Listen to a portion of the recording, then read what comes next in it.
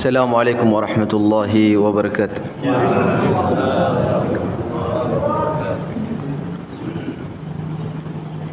Alhamdulillahi rabbil alamin. Nahmaduhu hamdan katsiran tayyiban mubarakan fih. Hamdan yaliku bi jalalihi al-karim wa 'azimi sultanihi. Hamdan yaliku bi asma'ihi al-husna wa sifatihi al-ula. Hamdan kama yuhibbu rabbuna wa yardah. أشهد أن لا إله إلا الله وأشهد أن محمدا عبده ورسوله وخليله وصفيه لا نبي ولا رسول بعده اللهم علمنا ما ينفعنا وانفعنا بما علمتنا وارزقنا علما رب اشرح لي صدري ويسر لي أمري واحلل عقدة من لساني يفقه قولي ثم أما بعد. Alhamdulillah, puji syukur kita panjatkan kepada Allah pada pagi hari ini atas izin dan kehendak Allah Subhanahu wa taala. Allah masih memberikan kepada kita kesempatan untuk bisa menikmati sujud, beribadah, berdoa serta meminta kepada Allah Subhanahu wa taala. Dan kita berharap dan memohon kepada Allah Subhanahu wa taala agar senantiasa hari-hari kita Allah mudahkan kita untuk bisa mengisi dengan amalan ibadah. Selesai dari satu ibadah pindah kepada ibadah yang lain, sebagaimana Allah Subhanahu wa taala berfirman, "Fa idza faragta fansab." Apabila kamu selesai melaksanakan satu ibadah, maka buatlah dirimu capek untuk melaksanakan ibadah yang lainnya. Begitulah para ulama kita dan orang-orang saleh sebelum kita menghabiskan waktu-waktu mereka. Mereka itu istirahat dari satu ibadah kepada ibadah yang lain, bukan setelah selesai ibadah istirahat sepuas-puasnya, bukan. Sampai Mu'adz bin Jabal radhiyallahu anhu mengatakan, sampai saat saya tidur saya berharap saya dikasih pahala oleh Allah Subhanahu wa taala. Begitu tinggi kesadaran mereka bahwa dunia ini adalah tempat untuk menuai, menanam pahala, sehingga mereka faham bahwa waktu itu mahal. Waktu itu mahal, dan mahalnya waktu itu hanya bisa difahami oleh orang yang mengamalkan amalan soleh. Maka bagi kita yang masih bermalas-malasan, masih bingung mau ngapain, terlalu banyak pengangguran, itu hakikatnya perlu muhasabah kembali. Muhasabah kembali, apakah kita menilai waktu ini berharga atau tidak. Karena Allah Subhanahu wa taala dalam Al-Qur'an menegaskan, Allah bersumpah dengan semua waktu, wal asri wal duha wal lail wan nahar wasyams, dan seterusnya. Allah bersumpah dengan siang, dengan malam, dengan waktu duha, dengan waktu subuh, bahkan Allah bersumpah dengan masa. Itu menunjukkan bahwa waktu itu adalah berharga bagi seorang muslim.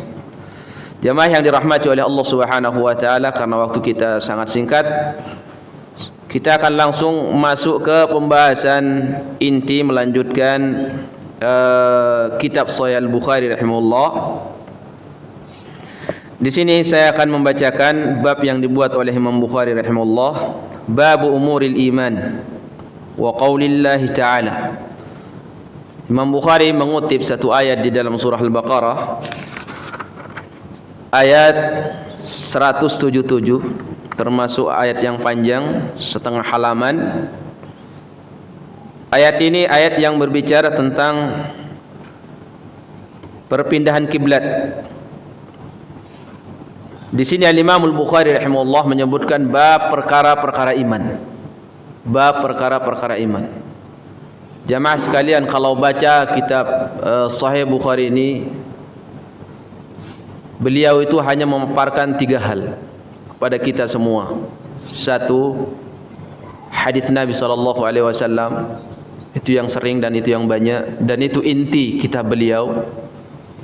Yang kedua, itu beliau biasa membawakan kutipan, perkataan atau perbuatan entah itu sahabat yang menafsirkan hadis tersebut atau tabi'in, kalau dia temukan tabi'in, tabi'ut tabi'in.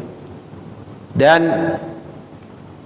tingkatan atau generasi Imam Ahmad jarang dia bawakan. Beliau karena hidup di zaman Imam Ahmad rahimahullah, maka beliau mengambil ulama di zaman sahabat, tabi'in, tabi'ut tabi'in. Di zaman dia tidak dia kutip. Kenapa? Karena beliau melihat bahwa sebagaimana Ibnu Mas'ud mengatakan, "Faman istanna falyastanni biman qad mat, fa innal hayy la yu'man." Atau kama qala. Siapa yang mau mengambil qudwah atau pedoman hidup atau contoh yang baik, maka pelajarilah sirah dan mengambil contoh dari mereka yang sudah pergi, mereka yang sudah wafat, karena mereka sudah aman. Adapun mengambil contoh dari orang yang masih hidup, itu sesuatu yang masih dipertanyakan, apakah dia akan istiqomah sampai akhir hidupnya atau tidak. Maka Imam Al-Bukhari rahimahullah, kalau kita baca itu ayat, hadis, kemudian perkataan sahabat atau perbuatan sahabat, tabi'in, tabi'ut tabi'in. Seperti itulah seharusnya kita beragama. Kemudian di sini Imam Al-Bukhari rahimahullah mengutip Al-Qur'an, ayat, hadis, ayat, hadis, ayat. Ibnu Rajab Al-Hambali menyebutkan seorang muslim itu selama hidup apa yang harus dia curahkan untuk membuat waktunya ini berharga. Kata beliau seperti ini, orang muslim jangan terlalu sibuk mempelajari sesuatu yang tidak bermanfaat, karena ilmu di dunia ini banyak sekali, tapi tidak semua ilmu yang kita pelajari akan bermanfaat pada hari kiamat. Bahkan Allah menegaskan di dalam Al-Quran ketika Allah berbicara membahas tentang Harut Marut yang dijadikan ujian fitnah oleh Allah Subhanahu wa taala untuk orang beriman. Kata Allah, ada orang-orang yang mau belajar sama mereka. Yata'allamuna ma yadhurruhum wa la yanfa'uhum. Mereka itu mempelajari ilmu yang membahayakan mereka hari kiamat dan sama sekali tidak ada manfaatnya. Walaqad alimu laman ishtarahu ma lahu fil akhirati min khalaq. Dan mereka itu tahu betul, kata Allah, apa yang mereka pelajari sama sekali tidak akan ada pahalanya hari kiamat. Maka Ibnu Rajab mengatakan, kita kalau mau bermanfaat ilmu kita, dua hal yang kita pelajari. Satu, Quran, kemudian hadis Nabi. Setelah dia tahu hadis sahih, dia berusaha memahami apa yang diinginkan oleh Allah dari ayat itu, apa yang Allah inginkan dari dirinya. Jangan kita belajar semau kita apa yang kita inginkan, jangan. Ya, kalau kita mempelajari apa yang kita inginkan sesuai apa selera kita, itu tidak ada bedanya kita dengan makan. Kalau makan bebas, kalau mempelajari tidak boleh. Kita ini, kata Imam Syafi'i rahimahullah, belajar sesuai dengan apa yang Allah kehendaki dari kamu itu apa. Itu yang kita inginkan. Apa yang Allah kehendaki dari kita itu yang kita pelajari. Jangan sesuai apa yang kita mau, karena Allah yang membalas. Dan pemahaman kita ini jamaah sekalian, itu adalah amalan ibadah. Sama seperti kita sholat, sama seperti kita beramal yang lain. Memahami agama ini, saat kita memahami dengan pemahaman yang benar tentang Allah, tentang agama ini, tentang hukum Allah, itu kita beramal. Saat pemahaman kita benar, dikasih pahala oleh Allah. Saat pemahaman kita salah, kalau itu sengaja, dosa. Kalau ternyata sudah berusaha, kemudian Allah takdirkan ternyata pemahaman masih salah, Allah maafkan kita. Allah menyebutkan di dalam Al-Quran, di antara ciri orang munafik hidup di dunia ini, mereka itu salah di dalam memahami tentang Allah. Yadhunnuna billahi dhununa. Mereka itu memberikan prasangka kepada Allah, prasangka-prasangka yang tidak layak. Jadi apa yang ada di pikiran orang munafik tentang Allah itu berbeda dengan apa yang Allah inginkan dari orang beriman.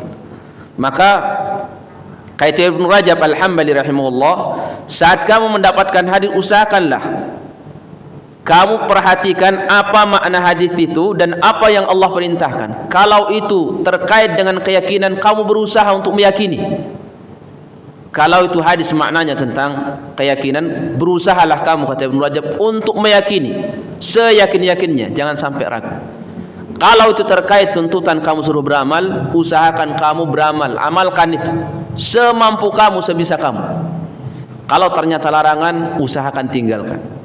Dengan itu, kata beliau, kamu akan selamat di dunia dan di akhirat. Madza ajabtumul mursalin.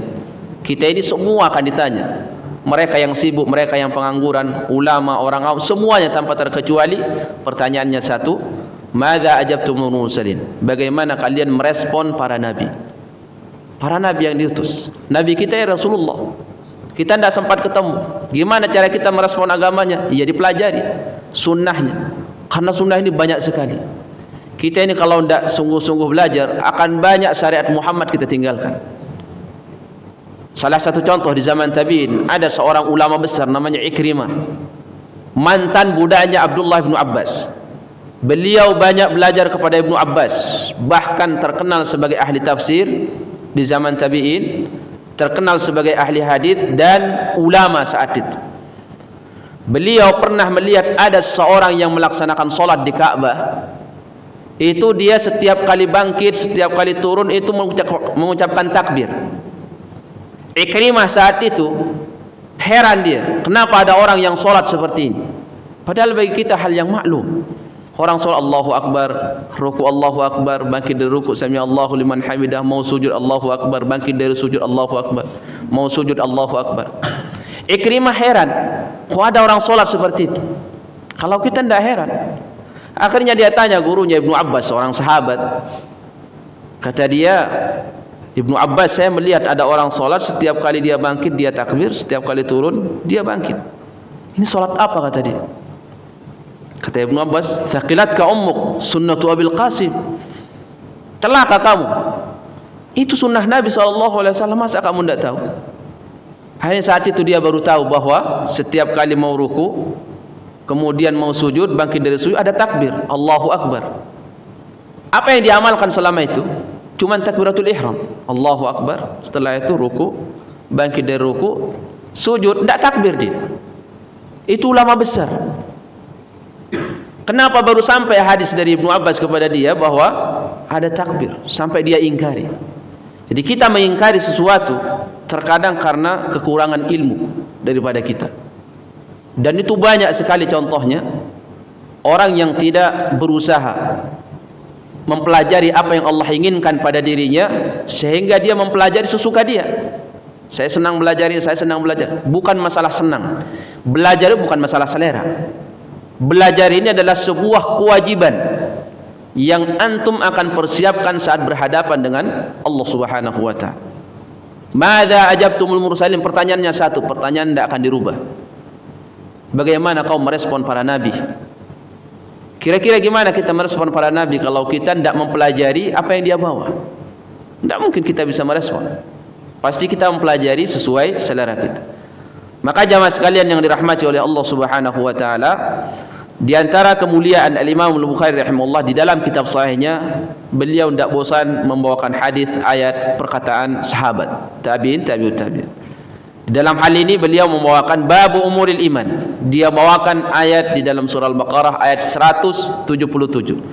Karena ayatnya ini sangat panjang, saya akan mengutip beberapa hal atau poin-poin secara umum yang bisa kita ambil manfaatnya. Semuanya ada manfaatnya, cuman karena waktu kita sangat singkat.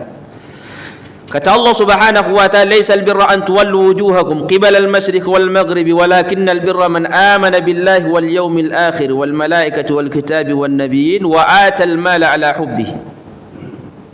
Kata Allah, inti daripada albir itu bukan kamu menghadapkan wajah ke timur atau ke barat. Itu bukan inti syariat. Artinya apa? Ini ayat ini diturunkan oleh Allah Subhanahu wa ta'ala.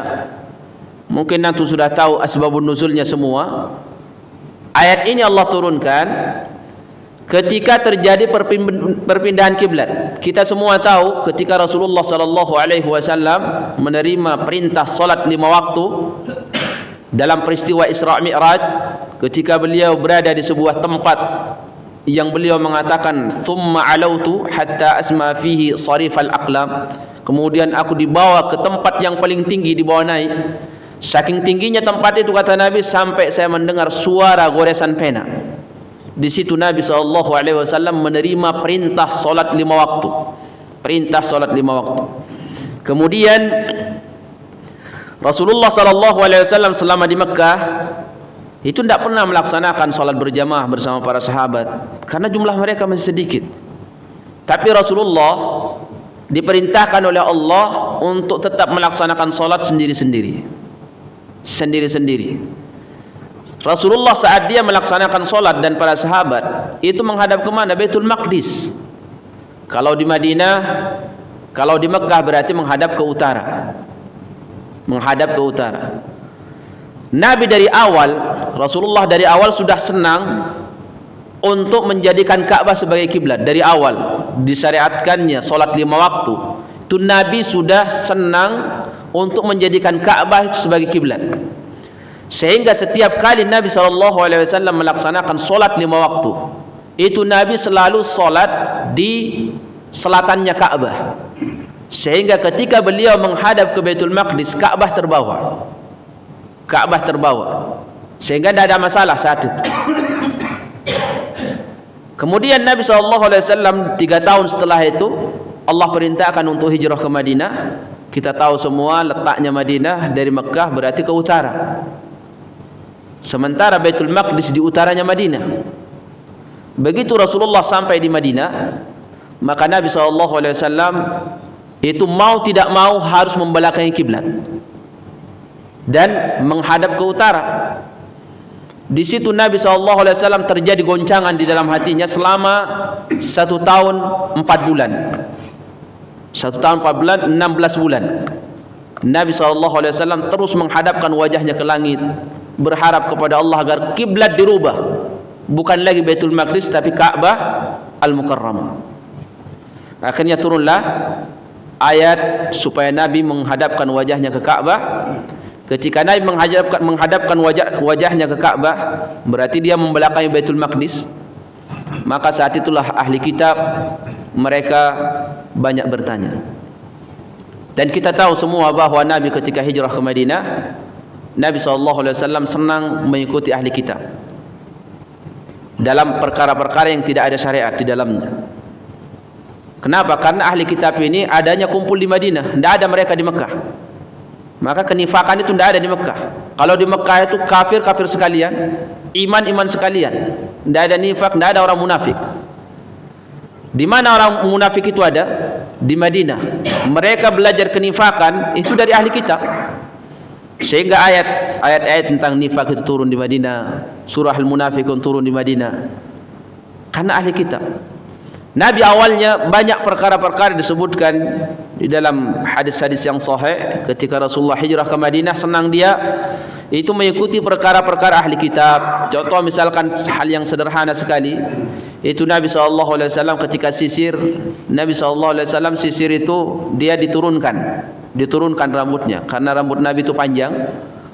Ya, kalau kita sekarang kan sudah pendek-pendek ya. Dulu para sahabat itu panjang-panjang rambutnya, dan Nabi SAW rambutnya sampai menyentuh bahu. Wafrah, lummah, jummah, itu rambut Nabi SAW. Awal beliau datang ke Madinah senang mengikuti cara sisirnya ahli kitab, itu diturunkan ke belakang bil isdal, sadl. Ketika Nabi lambat laun melihat dengan perjalanan waktu, melihat ahli kitab ternyata mereka tidak tertarik dengan agama Islam. Justru mereka menjadi musuh yang paling utama dan pertama musuh Islam. Maka saat itu Nabi SAW menyelisihi mereka sampai di dalam bab sisir rambut. Sampai Nabi itu kalau sisir rambut dia belah rambutnya jadi 2. Di tengahnya biasa dikasih minyak wangi. Nabi banyak pakai minyak wangi itu di rambut. Tidak seperti kita di badan atau di baju. Kalau Nabi kebanyakan di rambut, ya di sininya. Semenjak itu Nabi SAW itu banyak menyelisihi ahli kitab. Kemudian ahli kitab tidak solat pakai sandal. Nabi mengatakan, menegaskan kepada para sahabat, sallu fi ni'alikum, solat kalian pakai sandal kalian. Akhirnya saat itulah ahli kitab mengatakan, ini Muhammad kok benci banget sama agama kita. Dulu kiblatnya sama-sama kita, sekarang sudah berubah ke Ka'bah. Akhirnya Allah turunkan ayat ini, laisal birra an tuwallu wujuhakum qibalal masyriq wal maghrib. Masalah menghadapkan ke kiblat itu, mau kiblatnya ke Baitul Maqdis, mau Ka'bah, itu bukan ajaran inti. Ya, bukan inti. Sesuatu yang inti itu kata Nabi, kata Allah, sesuatu yang tidak bisa dirubah, paten. Maka ulama mengatakan, kalau kita ingin mengetahui di antara ukuran amalan soleh itu benar-benar besar di sisi Allah Subhanahu wa taala atau kecil bisa dilihat kalau syariat itu ada di syariat Muhammad, kemudian disyariatkan oleh Allah pada umat sebelum kita, tidak pernah dirubah, berarti itu adalah amalan yang paling tinggi di sisi Allah. Maka diantaranya iman. Kalau masalah menghadap kiblat, kata Allah, itu terserah Allah mau dihadapkan kemana, mau ke Baitul Maqdis, mau ke Ka'bah, itu bukan inti. Itu bisa saya rubah, kata Allah. Tapi yang terinci itu adalah iman. Iman tidak mungkin itu dirubah. Laisal birra an tuwallu wujuhakum qibal al-masyriq wal maghrib walakinnal birra man amana billah. Sampai disebutkanlah rukun iman. Rukun iman ini semua apa? Keyakinan. Makanya Al-Imam Al-Bukhari menyebutkan babu umuril iman, perkara-perkara iman kalian pelajari dari wahyu Al-Quran. Apa kata Allah tentang iman? Satu, rukun iman. Saat kita menemukan ayat tentang Allah Subhanahu wa taala, tentang sifat Allah, tentang malaikat, gimana kita mengamalkannya? Kata Ibnu Rajab, berusaha kamu untuk meyakininya. Tidak usah didebat. Berusaha kamu untuk meyakini seyakin-yakinnya. Karena keyakinan orang itu beda-beda.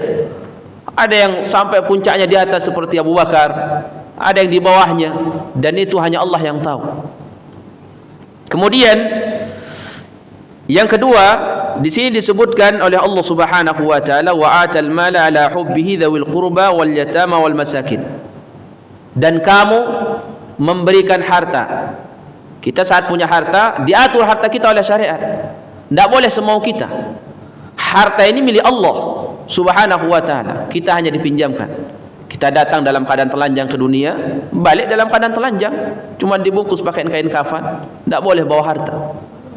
Kita hanya disuruh numpang di dunia ini, tidak membawa apa-apa, pulang juga jangan bawa apa-apa. Masa kita bertamu ke rumah orang, tidak bawa sesuatu, pulang bawa semua, kan nyuri namanya. Ya, bawa dalam keadaan tangan kosong, ya pulang tangan kosong. Jangan datang ke masjid tidak pakai sandal, pulang pakai sandal. Sandal orang diambil, ya, tidak boleh, tidak wajar. Sama kita datang ke dunia telanjang, dipulangkan kembali ke Allah telanjang. Jangan bawa sesuatu, cuman kain kafan, karena aurat kita harus ditutup. Karena kita datang dalam keadaan bayi, ya, bayi auratnya masih halal untuk dilihat. Ya, pulang kita sudah tidak bayi lagi, maka dibungkuslah. Hari kiamat dikembalikan seperti kita lahir. Itu harta kita ini titipan dari Allah Subhanahu wa taala. Allah mengatur, tidak boleh semau kita. Siapa yang berhak untuk mendapatkan harta kita? Satu, diri kita dinikmati, keluarga kita, kerabat kita, orang-orang yatim, orang miskin. Mereka itu punya hak. Orang miskin itu punya hak sama harta orang kaya. Mungkin selama ini kita melihat, ya ini harta saya. Iya, memang itu jerih payah kamu. Dengan jalan yang halal kamu dapatkan itu harta. Tapi Allah menetapkan bahwa wa fi amwalihim haqqun. Pada harta orang kaya itu ada hak. Hak siapa? As-sa'il wal mahrum. Yaitu orang miskin secara umum. Orang miskin punya hak sama harta orang kaya. Sampai Ibnu Abbas mengatakan, orang miskin itu punya hak pada harta orang kaya, cuma ukurannya tidak ada. Tidak ditetapkan oleh Allah seperti zakat, tidak ditetapkan. Tapi ada wajib. Orang muslim itu membantu, orang kaya itu membantu orang miskin. Itu wajib. Kadar ukurannya dikembalikan kepada orang kaya, tidak ditetapkan oleh Allah. Nah, karena ada ayat seperti itu, orang-orang saleh di zaman salaf dulu, saat mereka diuji oleh Allah dengan harta dan kemiskinan, dan mereka sangat butuh terhadap harta, mereka itu saat itu bukan mencari orang muslim. Saat itu mereka mencari orang non-muslim yang hidup di dalam negara Islam. Mana orang non-muslim, orang kafir yang hidup dalam negara Islam, dia minta sama mereka. Kenapa? Alasannya sederhana. Beliau mengatakan, orang soleh ini mengatakan, saat ditanya, kenapa kamu tidak minta sama orang beriman kebutuhan kamu? Dia mengatakan, saya khawatir saya menjadi penyebab saudara saya dapat dosa. Saya khawatir saya menjadi penyebab saudara saya berdosa. Kata dia, kalau saya minta kepada seorang muslim apa yang saya butuhkan, kemudian dia tidak mau memberi, entah karena pelit atau apa, maka dia dosa. Karena saya punya hak. Dia tidak mau memberikan hak saya, maka saya khawatir saya menjadi penyebab saudara saya sama muslim dia terjatuh dalam perbuatan dosa. Makanya saya minta ke orang non muslim. Kalau non muslim, ya memang mereka itu setiap hari dosa. Mau memberi atau enggak, ya udah itu kembali ke dia. Kalau sama orang muslim saya tidak mau, saya kasihan sama saudara saya. Kasihan sama saudara. Kalau sekarang kan beda ya. Kalau kita sekarang mencari atau meminta kepada siapa kenalan kita, siapa kenalan kita, itu yang kita minta, yang paling akrab. Biasanya seperti itu biasanya. Kalau orang-orang zaman salaf, di zaman kita, di zaman dulu enggak. Justru mereka khawatir kalau minta kepada temannya sendiri. Nah sekarang ini disebut oleh Allah sebagai iman. Disebut sebagai iman. Orang yang memberi, bersedekah, itu amalan apa? Kita tahu semua itu bukan amalan lisan, juga bukan amalan hati. Memberi itu, sedekah itu amalan zahir. Kamu ambil duit, kamu kasih, tidak perlu ngomong. Ketimbang kamu ngomong tapi tidak gerak tangannya, saya mau sedekah sama kamu, ditunggu. Mana? Dia tidak gerak tangannya, tidak ada yang diberi. Itu tidak disebut sedekah, namanya janji, bukan sedekah itu. Sepakat kita kalau ada orang yang mengatakan saya mau sedekah sama kamu, tapi dia tidak ada yang diberi, kita sebut sedekah? Tidak, namanya janji. Ya, al-wa'du, dia berjanji, dan orang mukmin wajib untuk menunaikan janjinya. Sedekah itu tidak harus kita ngomong. Kalau kita punya niat mau sedekah, itu apa namanya? Sedekah enggak? Bukan. Itu namanya niat baik. Itu bukan sedekah. Sedekah itu adalah kamu memberi. Kamu bawa harta atau apa saja, kamu kasih ke orang yang membutuhkan. Itu namanya sedekah. Allah Subhanahu wa taala menyebutkan itu perkara iman. Walakinnal birra, al-birr itu al-iman. Man amana, kemudian wa atal mala ala hubbihi dzawil qurba. Kamu memberi, itu disebut dengan iman oleh Allah. Dari sini Al-Imam Al-Bukhari ingin mengatakan sudah dua kita dapatkan di ayat ini. Allah menyebutkan perkara iman, satu amalan hati, dua amalan zahir. Dua amalan zahir. Kemudian di sini Allah Subhanahu wa taala menyebutkan tentang salat, tentang zakat, membebaskan budak.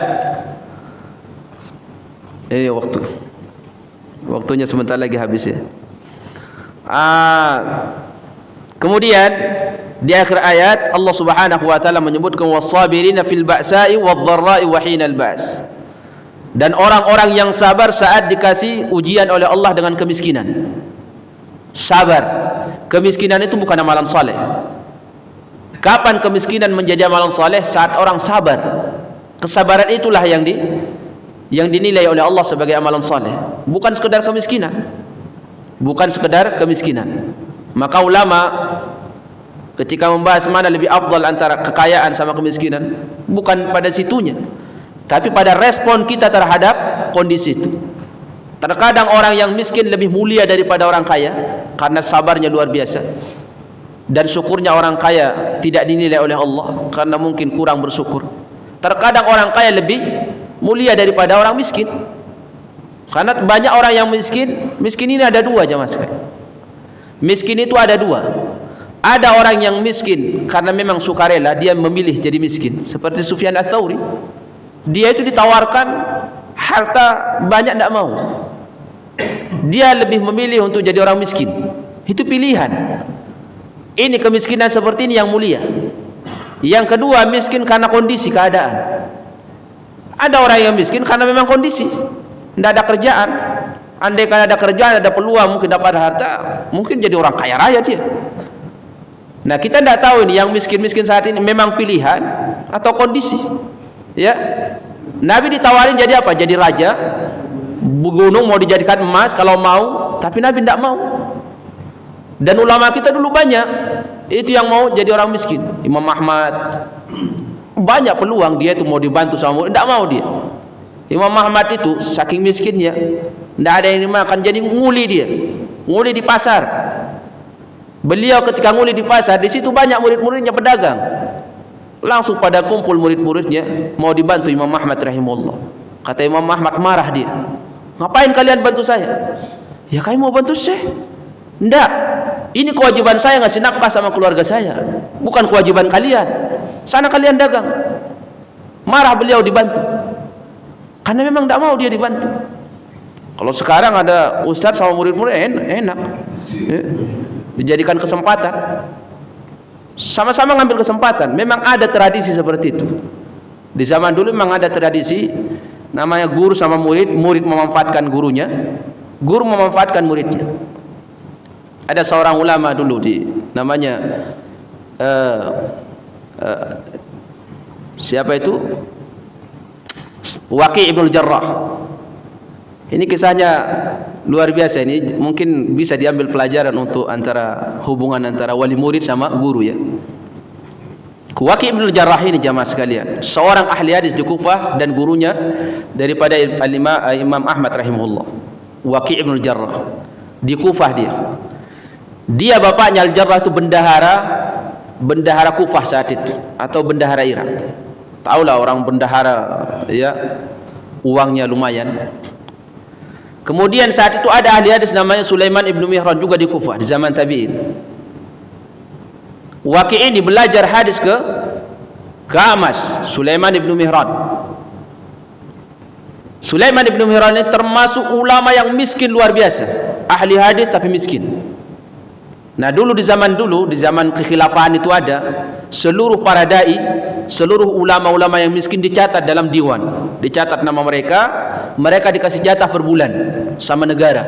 Termasuk Amas ini, ulama besar, gurunya Syu'bah, guru Sufyan Ats-Tsauri, gurunya Imam Malik rahimahullah.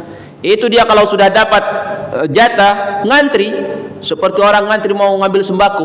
Ini ulama besar ngantri untuk ngambil jatahnya.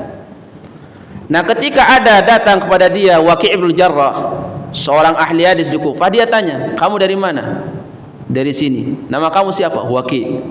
Bapak kamu Jarrah. Oh Jarrah yang bendahara Kufah? Iya. Kata A'mas, kamu mau belajar hadis sama saya? Iya, saya mau belajar hadis.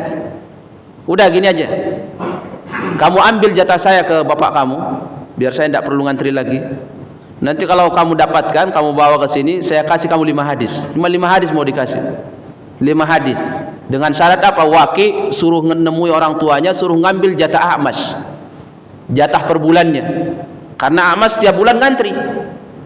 Memanfaatkan santrinya dia. Akhirnya dia pulang. Dia ceritakan ke bapaknya. Bapaknya juga mungkin tidak mau kalah. Ya, wah ini anak saya dimanfaatin ini sama si A'mas. Kata bapaknya gini nak, jangan bawa semua punya dia, bawa setengahnya. Nanti kalau sudah kamu sampaikan ke dia, kamu dikasih 5 hadis, kamu ambil lagi setengahnya ke sini. Jadi nanti kamu bawa dapat 10 hadis kamu. Bapaknya juga wali murid ini tidak mau kalah. Wali murid ini kalau sekarang wali murid tidak mau kalah, mau diakalin sama guru muridnya. Udah dibawa sama ini, sepakatlah itu Waqi' sama bapaknya. Iya pak ya, benar itu. Dibawa. Begitu dikasih ke A'mas, dilihat sama A'mas, dia tahu ini setengah. Oh, bapak kamu mau ngakalin saya? Iya. Udah duduk kamu, saya kasih hadis. Dikasihlah dia 2 hadis. Kata Waqi', bukankah kamu tadi janji akan dikasih 5 hadis? Ya kamu juga tidak penuh di bawahnya. Kamu kira saya tidak tahu? Ini setengah. Bilang ke bapak kamu, A'mas itu orang pengalaman, sudah banyak makan garam. Pulang ke sana ambil lagi bagiannya, setengahnya, baru saya kasih 5 hadis. Pulanglah Waqi' ibn Jarrah, dibawa lagi setengahnya, baru dikasih 5 hadis. Subhanallah. Apa yang bisa kita ambil? Si A'mas memanfaatkan muridnya, si murid memanfaatkan gurunya. Ya, kalau Imam Ahmad tidak. Ini waktunya sudah habis. Baiklah ya, biar tidak terlalu lama juga. Jazakumullahu khairan. Idza tala al-majlis kana li syaitan nasiban. Karena memang kita ini pekerja ya. Tidak semuanya talib pelajar. Jadi apa yang bisa kita dapatkan manfaat dan faedah pada kesempatan kali ini, semoga Allah berkahi. Baik jamaah sekalian, mungkin ada yang mau tanya terkait dengan apa yang disampaikan. Saya kasih kesempatan 1-2 pertanyaan, jangan terlalu banyak-banyak ya. Silahkan kalau mau tanya. Tidak ada? Bingung mau tanya apa?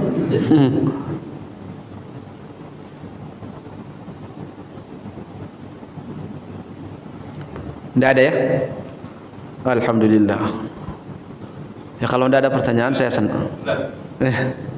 Fadhal. Wah, syukur Ustaz. Ustaz tadi belajar. Ini ketentuan belajar ini kan macam-macam. Kalau Ustaz bilang wajib itu penting memang. Nah ini kita mempelajari hal-hal ini pada orang-orang yang soleh. Nah saat sekarang ilmu ini sangat banyak. Bagaimana kita bisa menyaring Ustaz agar kita memang menuntut ilmu ini khusus untuk dunia dan akhirat saja. Itu saja Ustaz. Ya. Alhamdulillah kita ini hidup di zaman mungkin dari satu sisi banyak kita dapatkan atau sulit kita mendapatkan juga orang soleh ya. Sulit juga karena sekedar melihat penampakan itu kan belum tentu juga. Sekedar dilihat dalam muhadharah, kajian seorang ustaz itu belum tentu juga soleh ya. Belum tentu soleh sampai dilihat kepada perilaku kehidupannya sehari-hari seperti zaman dulu. Tapi di sisi yang lain alhamdulillah kita ini saat ini sekalipun banyak keilmuan saat ini tidak terlalu dahsyat seperti ilmunya orang zaman dulu, tapi kita ini alhamdulillah sudah dikasih kemudahan oleh Allah dengan kitab ya, sudah ditulis oleh para ulama dan kita tinggal mencari ulama atau ustadz yang bisa membimbing kita memahami dalil atau hadis itu. Kalau di zaman dulu jamaah sekalian kita tahu tidak ada kitab, tidak ada buku, semua ilmu di kepala ulama semuanya. Ini Imam Bukhari apa? Ringkasan kata beliau. Ringkasan, saya ringkas seringkas-ringkasnya. Khawatir orang yang datang setelah saya itu malas membacanya, khawatir. Makanya dia ringkas. Dari 600.000 jadi 7.000. Dari 600.000 hadis yang dia hafal di kepalanya itu jadi 7.000 saja, ditulis ringkasan kata beliau. Ringkasan ini pun tidak selesai-selesai ya. Imam Ahmad 1 juta. Maka jamaah sekalian yang dirahmati oleh Allah, seperti yang tadi saya sampaikan, Ibnu Rajab mengatakan seperti ini, kalau kamu sudah mendapatkan hadis ini dan sahih hadis, karena kalau Quran tugas kita cuma satu, memahami yang benar. Kalau masalah sanadnya semua kita yakin sahih sudah, karena nuqila ilaina bitawatur, secara mutawatir sampai kepada kita, tidak perlu diragukan. Sampai Ibnu Qudamah mengatakan kamu meragukan satu huruf di dalam Al-Quran itu akan membuat kamu murtad keluar dari satu huruf, apalagi satu ayat. Kenapa? Nuqila ilaina bitawatir, dari satu generasi ke generasi tidak terhitung orang hufad dengan sanad-sanadnya. Itu Quran cuma satu, tugas kita memahami dan setelah selesai memahami mengamalkan. Apa yang diinginkan oleh Allah di ayat ini terhadap diri saya, itu yang ditanyakan. Kemudian yang kita cari yang kedua hadis. Hadis ini 2 tugas kita. Satu, mencari sanadnya. Kalau sudah sahih, kalau tidak sahih udah tidak usah difahami, karena tidak benar dari Nabi. Capek kita memahami sesuatu yang tidak ada landasannya. Kalau itu benar-benar sahih berarti Allah menginginkan sesuatu pada dirimu. Kata Ibnu Rajab, cari baca itu hadis, kamu berusaha dulu memahami sendirinya, jangan mengandalkan orang lain. Jangan mengandalkan orang lain. Kamu pahami, saat kamu mampu memahami dengan kamu mencurahkan seluruh kemampuan kamu, ya alhamdulillah. Kalau ternyata tidak, cari ustadz atau orang yang bisa memahamkan kamu pemahaman yang benar. Makanya dulu banyak ulama kita itu mereka saat datang seorang talib mau belajar sama dia, dia juga tidak mau menghabiskan tenaganya, karena kita ini kan sebentar hidup di dunia. Mengajar orang yang dia rusak ini akidahnya, kan capek kita yang terkadang. Misalkan kita bertemu sama orang ateis, mau diajar, dia diajar terus sampai dapat hidayah, habis waktu kita. Ada seorang ulama Zaid bin Qudamah, salah satu ahli hadis di Irak saat itu. Setiap kali ada talib yang datang ke dia, dites sama dia. Dites sama beliau. Tesnya apa? Dites akidahnya. Apakah dia Murji'ah, Mu'tazilah, Qadariyah, Jabariyah. Kalau dia ternyata salah satu dari kelompok ini, maaf, jangan belajar sama saya. Saya tidak mau mengajar orang yang menghabiskan energi saya sementara tidak ada manfaatnya. Ya buat apa kita ngajar seorang murid atau santri habis waktu kita berjam-jam, itu ternyata tidak ada yang diyakini sama dia. Itu buat apa coba? Masih banyak orang yang masih mencari ilmu itu karena Allah. Udah mereka yang kita ajar, mereka yang kita ajar. Yang tidak mau, udah, ya. Kenapa? Karena habis energi kita. Kalau orang yang ikhlas karena menuntut ilmu, dia belajar, enak kita dikasih hadis langsung mau, dikasih ayat langsung mau. Ini yang bermanfaat, ini yang akan jadi pahala jariah. Lah orang yang kita ajar ini tidak mau menerima, kita meninggal dunia, tidak mungkin diajarkan apa yang tidak dia mau. Kita cuma capek ngajar. Maka ulama dulu benar-benar pelit juga sama, ada ulama pelit sama ilmunya. Sampai dideteksi, diteliti, ini siapa ini? Jangan-jangan ini Khawarij, jangan-jangan ini Qadariyah, Murji'ah, kan repot. Kita beriman sama takdir, orang yang belajar sama kita tidak beriman sama takdir. Kita yang kita bawa ayat, bawa hadis Nabi tentang takdir, kan repot. Dia tidak beriman, kan habis tenaga kita. Datang orang yang belajar sama kita, orang Jabariyah, mengatakan tidak ada kehendak manusia. Sementara kita bawa ayat, bawa hadis, ada kehendak manusia. Wa ma tasyauna illa yasha Allah. Kita ayat yang kita sampaikan dia tidak beriman, hadis yang kita sampaikan dia tidak beriman. Maka Imam Malik datang, orang yang mau mendebat dia, orang Syiah. Kata dia, ayat debat sama saya. Kata Imam Malik, debat? Iya debat. Taruhannya apa? Kalau saya menang, kamu ikut saya. Kalau kamu yang menang, saya ikut kamu. Baik, kata Imam Malik. Kalau kita debat kamu menang, aku ikut kamu. Nanti datang lagi orang ketiga, debat kamu kalah, gimana, kata Imam Malik? Kita ikut dia, katanya. Oh maaf, kata Imam Malik, kalau agama kamu seperti itu, silakan kamu debat, saya tidak mau. Ya, saya sudah tahu agama saya di Quran, di hadis Nabi, bukan pada perdebatan. Bukan pada perdebatan. Ya udah, kamu dengarkan beberapa kalimat sama saya, dari saya. Kata Imam Malik, saya tidak mau. Gimana kita mau berdebat, kata Imam Malik? Hujah kita orang berdebat itu harus ada yang menengahi. Penengah kita orang yang debat itu, orang diskusi, penengahnya Quran, hadis. Lah kamu tidak percaya sama Quran, gimana kita mau debat? Apa yang mau jadi penengahnya? Siapa yang wasitnya? Siapa? Tidak ada. Apa manfaatnya debat nanti? Ujung-ujungnya tidak ada. Ya udah, kamu pulang. Imam Malik tidak mau. Tidak mau beliau menerima perdebatan dari orang yang tidak yakin dengan Quran. Repot, capek gitu. Makanya ulama dulu, kalau sudah ada yang debat-debat itu, datang seseorang kepada Ibnu Umar seperti ini, dia bilang, itu kalau kita Hajar Aswad itu diapain? Dicium, kata Ibnu Umar. Saya melihat Nabi menciumnya. Kalau ternyata desak-desakan, kalau ternyata, gimana pendapat kamu kalau ternyata manusia desak-desakan? Tetap saya cium, kata Ibnu Umar, cium.